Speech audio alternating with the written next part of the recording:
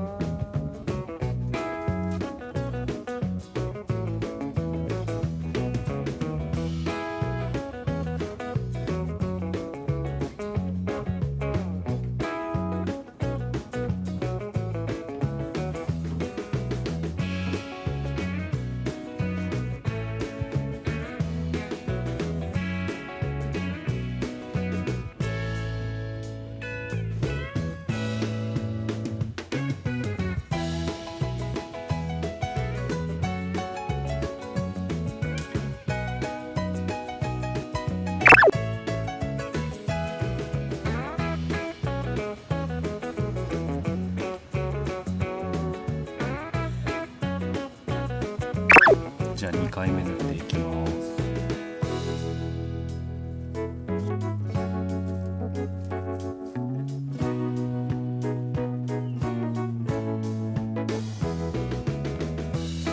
2回目でだいたいねこんな感じでちょっと透け感がなくなってきますね。こっちが1回目です。